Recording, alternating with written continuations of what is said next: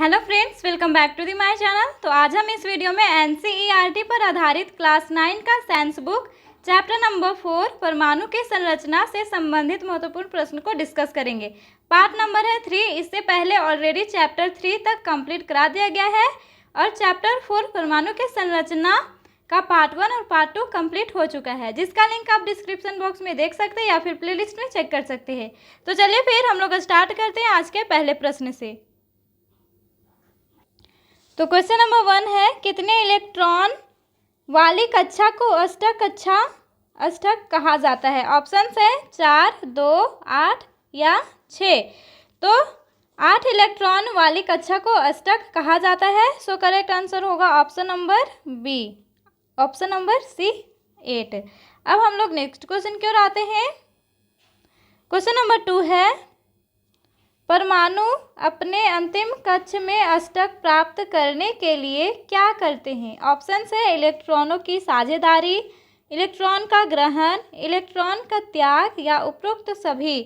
तो जो परमाणु है वो अपने अंतिम कक्ष में अष्टक प्राप्त करने के लिए इलेक्ट्रॉनों की साझेदारी भी करते हैं और इलेक्ट्रॉन का ग्रहण भी करते हैं और त्याग भी करते हैं। जैसे कि हम लोग मान लेते हैं ये है सोडियम और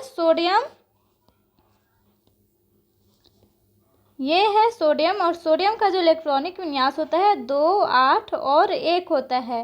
तो इसके यहाँ पे हम लोग बना लेते हैं ये इलेक्ट्रॉन और यहाँ पे होता है 2, फिर इसमें होंगे 8, ठीक है, और इसमें होगा 1। तो ये 1 को क्या करेगा? त्याग देगा। और जहाँ पे क्या है क्लोरीन को एक जो अष्टक पूरा करने के लिए 1 इलेक्ट्रॉन का वो ग्रहण करता है। इसमें होगा 2, इसका जो इलेक्ट्रॉनिक विन्यास होता है वो होता है 2, 8 और 7। तो जो बाह्यतम कक्ष में है उसके पास 7 ही इलेक्ट्रॉन है। तो अष्टक पूरा करने के लिए क्लोरीन 1 इलेक्ट्रॉन का ग्रहण करेगा और इलेक्ट्रॉन साझेदारी भी करते हैं, ठीक है। तो यहाँ ऑप्शन नंबर डी करेक्ट होगा। परमाणु अपने अंतिम कक्ष में अष्टक प्राप्त करने के लिए इलेक्ट्रॉनों की साझेदारी भी करते हैं, इलेक्ट्रॉन का ग्रहण भी करते हैं और इलेक्ट्रॉन का त्याग भी करते हैं। तो option number D correct option है, उपरोक्त सभी। अब हम लोग नेक्स्ट क्वेश्चन की ओर आते हैं। क्वेश्चन नंबर 3 है, जिन तत्वों के परमाणु के बाह्यतम कक्षा पूर्ण रूप से इलेक्ट्रॉनों से भरे होते हैं उनकी संयोजकता कितनी होती है?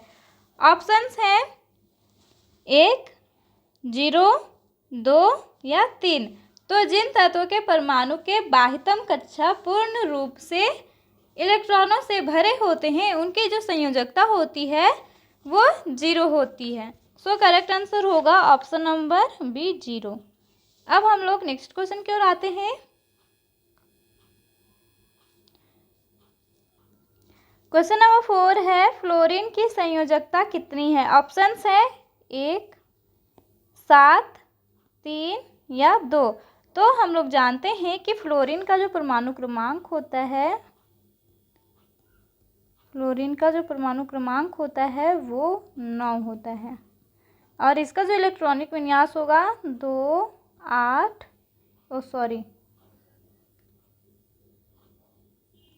इसका जो इलेक्ट्रॉनिक विन्यास होगा 2 और 7 होगा। यानी कि जो पहला कक्ष है उसमें 2 इलेक्ट्रॉन होंगे और जो फिर दूसरा कक्ष है इसमें 7 इलेक्ट्रॉन होंगे। इसको बाह्यतम कक्ष में अष्टक प्राप्त करने के लिए 1 इलेक्ट्रॉन को और ग्रहण करना पड़ेगा। तो इसकी जो संयोजकता हो जाएगी वो 1 होगा। तो ऑप्शन नंबर ए करेक्ट होगा। अब हम लोग नेक्स्ट क्वेश्चन की ओर आते हैं। क्वेश्चन नंबर 5 है, परमाणु की संख्या किसकी संख्या के समान होती है? ऑप्शंस है प्रोटॉन की, न्यूट्रॉन की, इलेक्ट्रॉन की, प्रोटॉन और न्यूट्रॉन के योग के बराबर। तो परमाणु की संख्या प्रोटॉन की संख्या के बराबर होती है। So correct answer is option number A proton की, ठीक है। परमाणु की संख्या प्रोटॉन की संख्या के समान होती है और प्रोटॉन और न्यूट्रॉन के योग के बराबर परमाणु का द्रव्यमान होता है। परमाणु का द्रव्यमान। अब हम लोग नेक्स्ट क्वेश्चन की ओर आते हैं। क्वेश्चन नंबर 6 है, एक परमाणु के नाभिक में उपस्थित प्रोटॉन की कुल संख्या को कहते हैं। ऑप्शन है द्रव्यमान संख्या, परमाणु संख्या, न्यूट्रॉन की संख्या, ए और बी दोनों। तो एक परमाणु के नाभिक में उपस्थित प्रोटॉन की कुल संख्या को हम लोग परमाणु संख्या कहते हैं। तो ऑप्शन नंबर बी करेक्ट होगा। So option number B is correct, परमाणु संख्या। और द्रव्यमान संख्या किसे कहते हैं? प्रोटॉन की कुल संख्या प्लस न्यूट्रॉन की कुल संख्या को के योग को हम लोग द्रव्यमान संख्या कहते हैं। अब हम लोग नेक्स्ट क्वेश्चन की ओर आते हैं। क्वेश्चन नंबर 7 है, आयोडीन के समस्थानिक का उपयोग किस रोग के उपचार के लिए किया जाता है? ऑप्शन है घेंघा रोग, कैंसर, टाइफाइड या एड्स। तो आयोडीन के समस्थानिक का उपयोग घेंघा रोग के उपचार के लिए किया जाता है। So correct answer is option number A, घेंघा रोग। आपको ये ध्यान में रखनी है। अब नेक्स्ट क्वेश्चन की ओर आते हैं। क्वेश्चन नंबर 8 है, निम्न तत्वों में से कौन अक्रिय तत्व है? ऑप्शंस हैं ऑक्सीजन, क्लोरीन, नाइट्रोजन या आर्गन। तो यहाँ पे ये जो ऑक्सीजन है, ऑक्सीजन का जो परमाणु क्रमांक होता है वो 8 होता है और इसके जो इलेक्ट्रॉनिक विन्यास है वो 2 और 6। तो इसकी जो संयोजकता होगी अष्टक इसे पूरा करने के लिए 2 इलेक्ट्रॉनों की आवश्यकता है। तो इसकी जो संयोजकता होगा वो 2 होगा। फिर क्लोरीन, क्लोरीन का जो परमाणु क्रमांक है ये होता है 17 और इसका इलेक्ट्रॉनिक विन्यास होता है 2, 8 और 7। और इसकी जो संयोजकता है, क्योंकि इसको अष्टक पूरा करने के लिए 1 इलेक्ट्रॉन को ग्रहण करना पड़ेगा, इसीलिए इसका जो संयोजकता होगा वो 1 होगा। अब यहाँ पे है नाइट्रोजन। नाइट्रोजन का जो परमाणु क्रमांक होता है ये होता है 7 और इसका जो इलेक्ट्रॉनिक विन्यास होगा 2 और 5। इसे अष्टक पूरा करने के लिए 3 इलेक्ट्रॉन की आवश्यकता है। और यहाँ पे तो इसका जो संयोजकता होगा वो 3 होगा। और यहाँ आर्गन है, आर्गन का जो परमाणु क्रमांक होता है वो 18 होता है और इसके जो संयोजक इलेक्ट्रॉनिक विन्यास है 2, 8 और 8 है। और इसका अष्टक पूरा तो भरा हुआ है, तो इसे कोई भी इलेक्ट्रॉन की ना तो त्याग करने की आवश्यकता है और ना ही ग्रहण करने की। तो इसकी जो संयोजकता है वो 0 होगी और जिसकी संयोजकता 0 होती है वो एक अक्रिय तत्व है। तो इसका जो करेक्ट आंसर होगा वो ऑप्शन नंबर डी, आर्गन होगा। अब हम लोग नेक्स्ट क्वेश्चन की ओर आते हैं। क्वेश्चन नंबर 9 है, निम्नलिखित में से कौन सा कथन सदैव सही है? ऑप्शन है एक परमाणु में इलेक्ट्रॉन और प्रोटॉन की संख्या समान होती है। ऑप्शन बी है एक परमाणु में इलेक्ट्रॉन न्यूट्रॉन की संख्या समान होती है। तीसरा ऑप्शन है एक परमाणु में प्रोटॉन और न्यूट्रॉन की संख्या समान होती है। ऑप्शन डी है एक परमाणु में इलेक्ट्रॉन, प्रोटॉन और न्यूट्रॉन की संख्या समान होती है। तो यहाँ पर एक परमाणु में इलेक्ट्रॉन और प्रोटॉन की संख्या समान होती है। So correct answer is option number A, एक परमाणु में इलेक्ट्रॉन और प्रोटॉन की संख्या क्या होती है? ये हमेशा समान होती है। अब हम लोग नेक्स्ट क्वेश्चन की ओर आते हैं। क्वेश्चन नंबर 10 है, परमाणु संख्या 20 वाले तत्व के एम कोश में कितने इलेक्ट्रॉन मौजूद हैं? ऑप्शंस है 5, 8, 12 या 18। तो यहाँ पर जो परमाणु संख्या कितना है? 20। तो इसका जो इलेक्ट्रॉनिक विन्यास होगा 2, 8, 8 होगा, यानी कि 8, 8, 16, 17, 18। ठीक है, तो यहाँ पे 18 और 2, 20। तो यहाँ पे हम लोग को क्या पूछा जा रहा है? ये है के, एल और एम। ये है एम कक्षा। तो के कक्ष में 2 इलेक्ट्रॉन होंगे, एल कक्ष में 8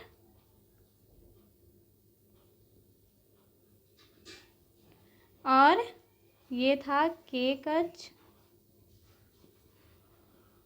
ये है एल कक्ष और ये है एम कक्ष।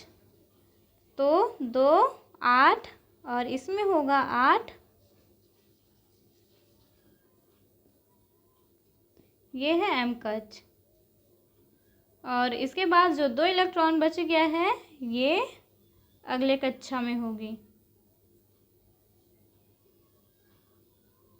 तो यहाँ पे क्या है कि ये 2 इलेक्ट्रॉनों को क्या करेगा, त्याग कर देगा। ठीक है, ये क्या करेगा, 2 इलेक्ट्रॉनों को त्याग करेगा। आपको ये ध्यान में रखनी है।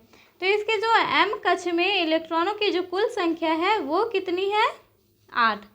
तो option number B is correct, 8। अब हम लोग नेक्स्ट क्वेश्चन की ओर बढ़ते हैं। क्वेश्चन नंबर 11 है, नाभिकीय परमाणु मॉडल किसने प्रस्तुत किया। ऑप्शन है थॉमसन, रदरफोर्ड, बोर या डी बोग्रली।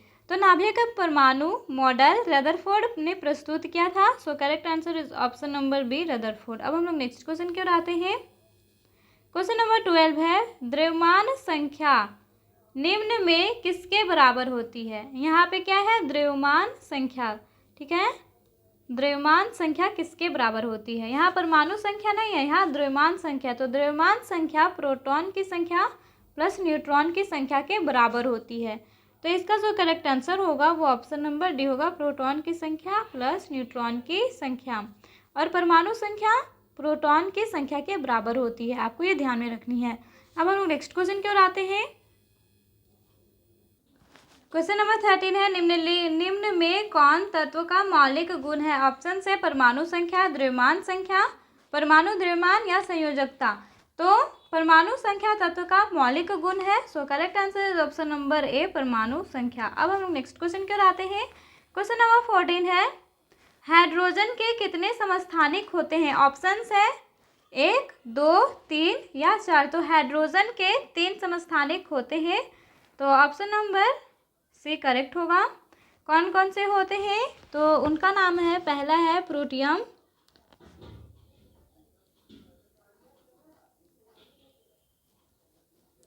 दूसरा है ड्यूटीरियम और तीसरा है ट्राइटियम। अब हम लोग नेक्स्ट क्वेश्चन की ओर आते हैं। क्वेश्चन नंबर 15 है, केनाल किरणें किन किरणों का पुंज है। ऑप्शन है प्रोटॉन, इलेक्ट्रॉन, न्यूट्रॉन या इनमें से कोई नहीं।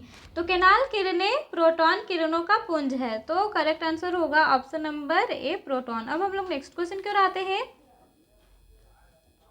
क्वेश्चन नंबर 16 है, कौन सा ऐसा तत्व है जिसके नाभिक में न्यूट्रॉन नहीं होते हैं। ऑप्शन है हाइड्रोजन, ऑक्सीजन, कार्बन या सोडियम।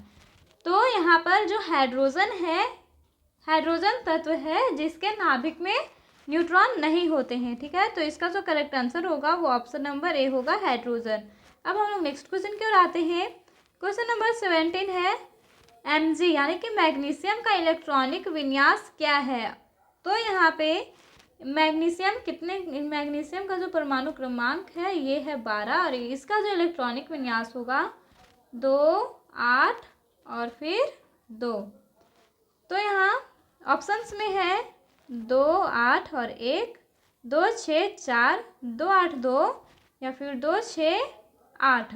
तो मैग्नीशियम का इलेक्ट्रॉनिक विन्यास 2, 8, 2 कौन सा ऑप्शन में है, option number C. So option number C is correct, 2, 8 और 2। अब हम लोग नेक्स्ट क्वेश्चन की ओर आते हैं। क्वेश्चन नंबर 18 है, तत्व ऑक्सीजन की परमाणु संख्या 8 है, तत्व में प्रोटॉनों की संख्या क्या होगी। ऑप्शंस है 9, 8, 7 या 16। तो हम लोग को पता है कि परमाणु संख्या बराबर प्रोटॉनों की संख्या होती है, प्रोटॉनों की संख्या। तो यहाँ पे जो परमाणु संख्या है वो है 8 और प्रोटॉनों की संख्या भी कितनी होगी, 8। तो option number B is correct. अब हम लोग नेक्स्ट क्वेश्चन की ओर आते हैं। क्वेश्चन नंबर 19 है, निम्न में समभारिक युग्म कौन है। ऑप्शंस है आर्गन, कैल्शियम, फिर यहाँ पे है आर्गन और क्रिप्टॉन और फिर यहाँ पे है हाइड्रोजन, हीलियम और और ऑप्शन नंबर डी में है फास्फोरस और सल्फर। तो हम लोग जानते हैं कि सबसे पहले ये संभारिक क्या है, संभारिक किसे कहते हैं। तो स्थानिक मीन्स क्या था, जिसका जो परमाणु संख्या वो समान हो, और संभारिक मीन्स जो जिसका भार यानी कि जिसका द्रव्यमान क्या हो, समान हो, यानी कि अलग अलग परमाणु संख्या वाले। यहाँ मैं इसका डिफिनेशन लिख देती हूँ, अलग अलग परमाणु संख्या वाले तत्वों को जिनकी द्रव्यमान संख्या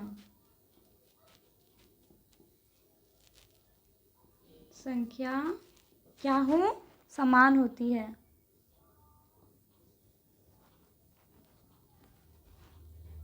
इसे हम लोग कहते हैं संभारिक होती है, संभारिक कहा जाता है।